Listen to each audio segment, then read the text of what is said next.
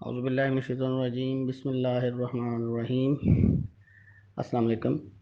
آ، میں نے پرسوں کے لیکچر جو علامہ اقبال کی غزل ہم نے ختم کی تھی، 3 دنوں میں مشق اس کی ختم ہوئی تھی، تو میں نے کہا تھا کہ میں اگلے 2 دن جو ہے وہ رموز اوقاف اور امدادی افعال کو دہراؤں گا، لیکن کل بھی میں نے امدادی افعال کی جگہ پہ شعری اصطلاحات جو ہیں وہ پڑھائیں، اور اس کے لیے آپ کو آسان سی تھی، بہت زیادہ آسان تھی، لیکن یاد دہانی کے طور پہ وہ لیکچر تھا۔ اس میں جو سمجھدار بچے ہیں وہ تو بس صرف پڑھتے ہی یاد ہو جاتی ہیں، یہ کم سے کم ذہن نشین نہ صحیح لیکن ایک دفعہ ذہن پہ نقش ضرور ڈال دیتی ہیں، ذہن کی اوپر موجود پرانے نقوش کو تازہ کر دیتی ہیں اور دوبارہ ذہن میں زندہ ہو جاتی ہیں۔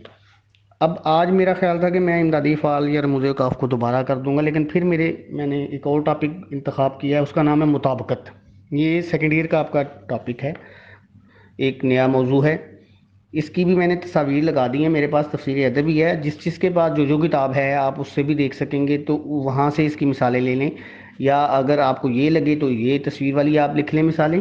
پہلے میں اس کی تعریف کر دیتا ہوں۔ مطابقت کے معنی ہے مطابق یا موافق ہونا۔ موافق کسی چیز کے مطابق ہو جانا، یعنی انسان اپنے ماحول کے مطابق ڈھل جاتا ہے نا، تو مطابقت یہ ہے کہ فعل، فاعل اور مفعول ان کو آپس میں ایک دوسرے کے موافق ہونا چاہیے، یعنی ایک دوسرے کے مطابق ڈھلنا چاہیے۔ اگر فاعل جو ہے وہ ایک ہے تو اس کا فعل بھی ایک ہی گنا جائے گا، ٹھیک ہے؟ یعنی اگر ایک لڑکا کام کرتا ہے تو اس کا فعل بھی ایک ہی کام ہوگا۔ اگر فاعل مذکر ہے تو اس کا فعل بھی مذکر ہوگا۔ یہ مطابقت کے اصول ہیں تھوڑے سے، یہ زیادہ لمبا ٹاپک نہیں ہے اور زیادہ مشکل ٹاپک بھی نہیں ہے، تو جو ڈیفینیشن لکھی ہوئی ہے اسی کو سمجھا دیتا ہوں کہ مطابقت کے معنی ہے مطابق یا موافق کرنا یا ہونا، اور قواعد یعنی گرامر کی روح سے فاعل یا مفعول کی اپنے فعل کے ساتھ نسبت کو مطابقت کہتے ہیں۔ درمیان میں بے شک آپ وہ سارا کاٹ دیں، میں دوبارہ بول دیتا ہوں تاکہ آپ اسی کو انڈر لائن کر لیں۔ قواعد کی روح سے فاعل یا مفعول کی اپنے فعل کے ساتھ نسبت کو مطابقت کہتے ہیں۔ میں نے درمیان سے وہ ساری صفت، موصوف، علامت اضافت، مضاف سارا کاٹ دیا، صرف اتنا سا لکھ دیا، 2 مرتبہ بتایا، تیسری مرتبہ پھر بتا دیتا ہوں ڈیفینیشن کہ فاعل یا فعل کی اپنے فعل کے ساتھ نسبت کو مطابقت کہتے ہیں، بس۔ یہ مثلا وہ لڑکا کھانا کھاتا ہے، تو دیکھیں لڑکا ایک ہے نا، تو کھانا کھاتا ہے، کھانا کھانا اس کا فعل ہے، تو فعل بھی تو واحد آیا نا، لڑکا واحد ہے تو وہ لڑکا کھانا کھاتا ہے، تو فعل فاعل کے مطابق آیا ہے۔ دیکھیں اب میں اس کو اگر اس سے مطابق نہ رکھوں تو میں بولوں وہ لڑکا کھانا کھاتی ہے، تو فعل کی نسبت غلط ہو گئی نا، فعل مؤنث ہو گیا اور فاعل مذکر ہو گیا، مطابقت نہ رہی، یعنی چیزیں ایک دوسرے کے مطابق نہ رہیں۔ یعنی آپ سیکنڈ ایئر میں فرسٹ ایئر کی کتاب لگا لیں تو یہ بھی مطابقت نہیں نہ ہوتی۔ اچھا، وہ لڑکا کھانا کھاتے ہیں، تب بھی غلط ہو گیا، یعنی فاعل تو لڑکا ہے۔ تو پھر ہم نے دیکھا کہ گرامر یا قواعد یہ کہتے ہیں کہ اگر مذکر ہوگا فاعل اور ایک ہوگا تو اس کا جو فعل ہے، یعنی اس کا جو کام ہے، وہ بھی اسی کے مطابق ہوگا۔ تو دیکھا آپ نے کہ مذکر لڑکا ہے، اس کا فعل واحد آئے گا اور مذکر آئے گا۔ فعل کھاتا مذکر ہے، کھاتی مؤنث فعل ہے، آگے نہ سمجھ، یہ نسبت کے مطابق بدل جاتا ہے۔ اگلا ہے وہ وہ لڑکے کھانا کھاتے ہیں، تو میں یہاں پہ اگر لگا دوں وہ لڑکے کھانا کھاتا ہے، یہ بھی غلط ہو جائے گا۔ وہ لڑکے کھانا کھاتی ہیں، یہ بھی غلط ہو جائے گا۔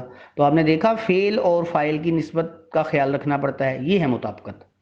پھر وہ لڑکی کھانا کھاتی ہے، تو میں کہوں وہ لڑکی کھانا کھاتا ہے، ٹھیک ہے نا؟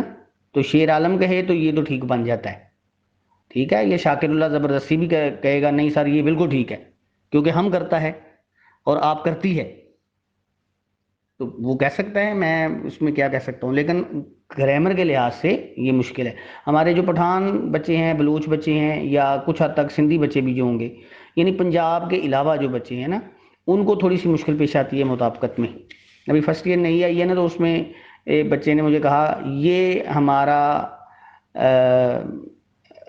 استاد تھا، میں نے کہا تھا نہیں تھے، تو یعنی مطابقت کا مطلب یہ ہے کہ استاد تھا، یعنی ادب کے لیے کرنا ہے نا آپ نے، بے شک استاد واحد ہے یہاں پہ، یہ بھی مطابقت ہے، لیکن چونکہ وہ بڑا ہے، معزز ہے، تو مطابقت کے اصول کے مطابق اس کے لیے صیغہ جمع کا لگے گا۔ یعنی میرے والد یہ کام کرتے تھے، میرا والد یہ کام کرتا تھا، یہ بھی جملہ درست ہے، لیکن میرے والد یہ کام کرتے تھے تو یہ بھی بنایا جا سکتا ہے۔ خیر وہ میں نے شروع میں آپ کو کہا تھا کہ گرامر میں ہم بہت زیادہ آگے نہیں بڑھتے، کیونکہ وہ اس سے بات نکلتی ہے نا، تو وہ پہلے والی بات کو بھی جو سمجھ میں آ گئی ہوتی ہے بات، اس کو بھی مشکل بنا ڈالتی ہے۔ تو جتنا سمجھایا جا رہا ہے بس اس کو ہی سمجھیں۔ یہ تھوڑے سے جملے بتا رہا ہوں، وہ لڑکیاں کھانا کھاتی ہیں، آپ دیکھیں لڑکیاں جمع ہیں اور ان کا فعل بھی جمع کا آ رہا ہے، مؤنث ہیں ان کا فعل بھی مؤنث کا آ رہا ہے۔ تم کھانا کھاتے ہو، ٹھیک ہے، تم یہاں اس کے ساتھ تم کھانا کھاتا ہے یہ غلط ہو جائے گا، تم کھانا کھاتی ہو یہ غلط ہو جائے گا۔ تو معروف معنوں میں اس کے ساتھ جو لگے گا وہی مطابقت ہے۔ معروف کا مطلب ہے جو چل رہا ہوتا ہے، جو رائج ہو گیا ہوتا ہے۔ ہم کھانا کھاتے ہیں، آپ کھانا کھاتے ہیں، تو دیکھیں انہوں نے ایک ہی فکرے کو لے کے کتنے اس کے فائل بدلے انہوں نے، ٹھیک ہے نا، پہلے لڑکا، پھر لڑکے، پھر لڑکی، پھر لڑکیاں، پھر تم، پھر ہم، پھر آپ۔ تو کھانا کھانا فعل ہو گیا اس کا، اور اس کے فائل بدلتے گئے اور اس کے ساتھ فعل کو بھی بدلتے گئے، تو یہی مطابقت ہے۔ اس فعل میں فعل ایک ہی ہے، کھانا، کھانا کھانا، لیکن ہر فکرے کا فائل مختلف ہے، اس لحاظ سے فعل کی شکل فائل کے ساتھ تبدیل ہو گئی ہے۔ یہ انہوں نے لکھا ہوا ہے، میں اسی کی وضاحت کر رہا ہوں۔ اگر فائل واحد ہے، مذکر ہے، تو فعل اس کے لحاظ سے ہوگا، اگر فائل جمع ہے، مذکر ہے، تو فعل بھی اسی طرح آئے گا، اور یہی مطابقت کی وضاحت ہے۔ پھر آگے ایک اور مثال دیتے ہیں، حسین کے بالوں کا رنگ کالا ہے، حسین کے بالوں کی رنگت کالی ہے، حسین کے بال کالے ہیں۔ ان تینوں مثالوں میں ایک ہی بات کہی گئی ہے، بالوں کی رنگت کا ذکر کیا گیا ہے، لیکن ہر ایک اسم کے ساتھ اس کی صفت بدل گئی ہے، یعنی اس کی خوبی بدل گئی ہے۔ وہ بالوں کا رنگ جب بتاتے ہیں تو جب اس کے لیے جو لفظ استعمال کرتے ہیں اس کے مطابق پھر اس کے مطابقت کے مطابق فعل کو بتاتے ہیں۔ کبھی اس کے حسین کے بالوں کا رنگ کالا ہے، یہ صفت بتائی ہے انہوں نے اس کی۔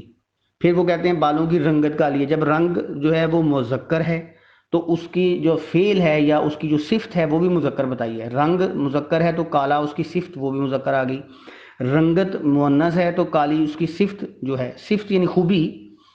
اگر بچوں کو سمجھ نہ لگ رہی ہو میری بات، اگر میں جلدی میں بول رہا ہوں، میں اصل میں بولنا کم چاہ رہا ہوں، میں اس کو ٹاپک کو ختم کرنا چاہ رہا ہوں تاکہ آپ اس کو سمجھیں۔ اور پھر بال کالے ہیں تو بال واحد نہیں رہے، جمع ہو گئے نا، تو اس کی جو صفت ہے وہ بھی جمع میں آ گئی ساتھ۔ پھر آگے مطابقت کے اصول ہیں، تھوڑے سے اصول ہیں۔ جب کسی فقرے میں ایک سے زیادہ فاعل یا اسم ہوں تو فعل ترتیب میں آخری فاعل یا اسم کے مطابق آئے گا۔ آگے یعنی اگر ایک جملے میں دو فاعل ہیں، اکرام نے کتاب، قلم اور کاپی خریدی، ایک سے زیادہ فاعل ہیں یا اسم ہوں، اب اس میں اسم ہے، یہاں پہ اکرام فاعل تو ایک ہے، لیکن اس میں جو چیزیں ہیں نا وہ زیادہ ہیں۔ اس نے پہلے کتاب خریدی، پھر قلم، اور آخر میں اس نے کاپی خریدی، تو کاپی جو کہ مؤنث ہے لہٰذا اس کا فعل بھی مؤنث اس کے ساتھ لگے گا۔ اگر وہ یہ لکھتے نا، وہ بغیر نیچے انہوں نے تیسری مثال میں انہوں نے اسی کو بدلا ہے، وہ کہتے ہیں اگر اس کی جگہ پہ وہ قلم آخر میں کر دیتے، اکرم نے کتاب، کاپی اور قلم، تو قلم مذکر ہے تو اس کا فعل مذکر ہو گیا۔ ذرا غور کریں تو آپ کو سمجھ آ جائے گی بات کی، یعنی اصول یہ ہے کہ جو آخری اسم آئے گا نا اس کے مطابق اس کا فعل آ جائے گا۔ اگر آخری اسم مذکر ہے تو فعل بھی مذکر آ جائے گا، آخری اسم مؤنث ہے تو فعل بھی مؤنث آ جائے گا۔ درخت سے طوطے اور چڑیاں اڑ گئیں، درخت سے چڑیاں اور طوطے اڑ گئے، چڑیاں مؤنث ہیں، فعل مؤنث ہو گیا لیکن واحد جمع گئی رہا، اور طوطے مذکر ہیں تو فعل جو ہے وہ مذکر ہو گیا لیکن جمع کا ہی رہا، یعنی زیادہ تھے نا طوطے۔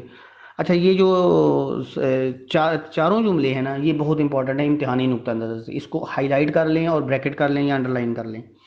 پھر اس کے بعد اور مثالیں انہوں نے دی ہیں کہ جب کسی اسم کے ساتھ بطور خبر کے آتی ہے، جب کسی صفت جب کسی اسم کے ساتھ بطور خبر کے آتی ہے۔ یہ اب اس کی کافی مثالیں ہیں، اس میں ضروری نہیں ہے کہ ان مثالوں کو یاد کیا جائے، بس اس کا پڑھنے کا مقصد یہ ہوتا ہے کہ جب وہ دیتے ہیں نا درست جملہ کرنا، کل بھی آپ کو میں نے بتایا تھا تذکیر و تانیث کے حوالے سے جملوں کی درستگی، تو یہ مطابقت وہاں کام آتی ہے۔ یہ مطابقت کے اصول نہیں پڑھائے جائیں پوچھے جائیں گے کہ یہ کیا ہوتا ہے، عام طور پہ وہ دیتے ہیں کہ مندرجہ ذیل جملوں کو درست کریں، مثلا یہی وہ جملہ دیں گے آپ کو، یہ اکثر امتحان میں آیا ہوا ہے، درختوں سے طوطے اور چڑیاں اڑ گئیں، تو آپ کو اصول کا پتہ ہوگا تو آپ آخری فعل کے مطابق جو ہے آخری فاعل کے مطابق اس کا فعل بنا دیں گے۔ ایک اصول میں نے بتایا ہے، اس کے ساتھ میں تھوڑا سا ایک اور بتاتا ہوں، میں آپ کو ایک بتاتا ہوں جو آپ نے کرنا ہے۔ اس میں چھٹا نمبر ہے نا، جو چھٹا نمبر جو پوائنٹس دیے ہوئے نا، میں نے آپ کو ایک تو پہلا اصول بتایا ہے، اس کے بعد میں آپ کو چھٹا اصول بتاتا ہوں۔ اگر فاعل دو یا دو سے زیادہ ہوں، ان کے بعد سب آ جائے تو فعل آخری فعل کے لحاظ سے آئے گا۔ یہ بھی امتحان میں آتے ہیں یہ جو جملے ہیں، اس کا مال، اسباب، جاگیر، مکانات سب بک گئے، سب آ گیا نا، انہوں نے اوپر بتایا سب آ جائے تو فعل آخری فعل کے لحاظ سے آئے گا، مکانات کے لحاظ سے آ جائے گا۔ اگر جاگیر آخر میں ہوتا نا تو جاگیر مؤنث ہے تو سب بک گئیں آ جانا تھا، پھر جاگیریں بک گئیں، لیکن میں اس مشکل میں نہیں ڈالتا آپ کو۔ پھر اس کا مال، اسباب اور دکانیں سب بک گئیں، بلکہ انہوں نے آگے کر دیا، وہ دکانیں جو ہیں یہ مؤنث ہے، سب آخر میں آیا ہے، تو آخری کے مطابق جو فعل ہے نا وہ مذکر وہ آئے گا مؤنث اور جمع کا آئے گا۔ پھر اس کا گھر بار، جائیداد اور مال اسباب سب سیلاب کے نظر ہو گئے، تو یہ بھی مذکر ہو گیا اور جمع کا ہو گیا، ٹھیک ہے نا۔ پھر اسد کی جائیداد، یہ آگے انہوں نے پھر اس کی وضاحت کی، یہ پوائنٹ نمبر 6 نوٹ کر لیں آپ، پوائنٹ نمبر 1 یاد کرنا ہے آپ نے۔ اس کے بعد پھر آپ چلیں، یہی مثالیں چلتی جائیں گی۔ ساتواں جو ہے، چھٹا اور ساتواں ایک جیسا ہی ہے۔ اس نے کہا اگر فاعل یا اسم دو یا دو سے زیادہ ہوں اور اس کے ساتھ آخر میں سب کچھ آ جائے تو ہر حالت میں فعل واحد مذکر آ جائے گا۔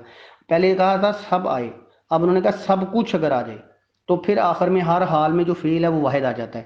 یعنی اگر اس جملے کو کہا اس کا مال، اسباب، جاگیر، مکانات سب کچھ، یہ پہلے والا جملہ ہے، مثال نمبر 6 کا، پوائنٹ نمبر 6 کا جو پہلا جملہ تھا نا، یہ بالکل بھی جملہ ہے، صرف اس میں کچھ کا اضافہ کیا ہے انہوں نے۔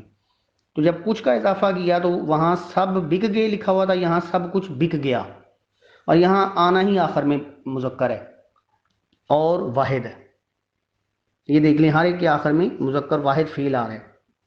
پھر اس کے بعد انہوں نے کہا کتابوں، رسالوں اور اخباروں کے لیے فعل واحد آتا ہے۔ تعزیرات ہند چھپ گئی، اچھا یہ انڈر لائن کریں گے، یہ بڑی امپورٹنٹ، یہ ہر پیپر میں آ جاتا ہے یہ والا جملہ، تعزیرات ہند والا بھی، مال اسباب والا بھی، اور وہ پیچھے جو میں نے پوائنٹ نمبر 1 میں بتایا تھا نا آپ کو، وہ والے بھی بڑے اہم ہیں۔ کلیات فیض والا بڑا اس میں یاد کر لیں آپ، رٹا لگائیں۔ تعزیرات ہند تو اتنی دفعہ آیا ہوا ہے نا، تعزیرات ہند کہتے ہیں، تعزیر کہتے ہیں قانون کو، تو تعزیرات ہند وہ کتاب ہے جس میں ہندوستان کے قوانین لکھے ہوئے ہیں، ہندوستان جو انگریزوں نے بنائے تھے نا قوانین، ہمارا قانون بھی انگریز نہیں بنایا ہوا ہے، اس کو اب اسے تعزیرات پاکستان کہتے ہیں، تو یہ اصل میں کتاب کا نام ہے۔ تعزیرات ہند چھپ گئی، تو کتابوں، رسالوں یا اخباروں کے لیے فعل واحد آتا ہے، یعنی ایک آتا ہے۔ ماہنامہ فنون لاہور سے نکلتا ہے۔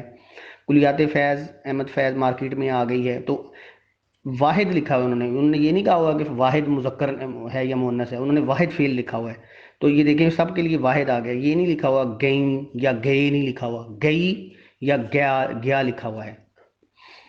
یہ اس کے بعد پوائنٹ نمبر 9 بڑا اہم ہے۔ پہلے کے بعد میں نے بتائے ہیں پہلا، چھٹا، ساتواں، آٹھواں نامہ، پھر 10واں۔ فاعل کی اگر عزت کرنی ہو تو فعل جمع ہوگا، مثلا اقبال عظیم شاعر تھے، میرے والد عظیم انسان تھے، میں نے ابھی اس کے ذکر بھی کیا ہے کہ اگر عزت کرنی ہوگی تو پھر ہم اس کے لیے جمع کا صیغہ لگاتے ہیں، فعل جمع کا لگائیں گے، یہ بڑا اہم ہے، پوائنٹ نمبر 10، ٹھیک ہے۔ پھر اس کے بعد آپ دیکھیے تو باقی ٹھیک ہے، باقی اس میں بس پڑھ لیں آپ اس کو، اس میں حروف آ رہے ہیں کچھ، وہ ابھی میں نہیں چاہ رہا کہ اس چکر میں میں آپ کو ڈالوں، پھر بس یہ فی الحال آپ پڑھیں۔ یہ دیکھیں، یہ آخری پوائنٹ دیکھ لیں، پوائنٹ نمبر 23، اگر جملے میں مفعول جمع ہو تو فعل جمع آئے گا، مفعول زیادہ ہونا تو ان کا فعل جمع کا آتا ہے، بہت آسان ہے، ظاہر ہے اگر فاعل جمع کا دیکھیں نا، شاہ جہاں نے عمارتیں بنوائیں، تو یہ تو نہیں نہ ہو سکتا شاہ جہاں نے عمارتیں بنوایا، یہ تو نہیں ہو سکتا، بنوائی ہی لکھیں گے نا۔ مقبول نے افسانے لکھے، تو یہ تو نہیں ہم کہیں گے مقبول نے افسانے لکھا، مذکری اس کے جمع کا ہی فعل آئے گا اس کے ساتھ۔ امیمہ نے یا کسی نے، احمد نے کتابیں پڑھی، تو یہ تو نہیں کہیں گے کہ کتابیں پڑھا۔ تو یہ تھے چند ایک اس کے پوائنٹس جو جن کے اوپر میں نے ابھی آپ سرکل کر لیں، میں دوبارہ بتا دیتا ہوں۔ مطابقت کے اصولوں میں پہلا اصول آپ کر لیں، ٹھیک ہے، اس کے بعد آپ کر لیں چھٹا، ساتواں، آٹھواں، نواں، 10واں، 11واں بھی کر لیں، 11واں بھی کر لیں، 11واں یہ سمجھ بھی لیں آسان ہے، میں اس وقت ٹائم نہیں ہے میرے پاس۔ اور پھر اس کے بعد میں نے آخر میں آیا ہوں جب، تو آخر میں 23واں۔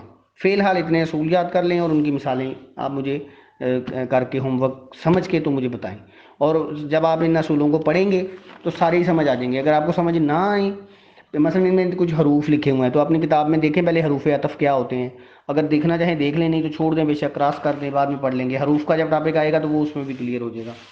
تو یہ آج کا ہمارا ٹاپک تھا، اس کو پڑھیے اور مجھے اپنی اسائنمنٹس وقت پہ بھیجا کریں۔ شاباش، السلام علیکم۔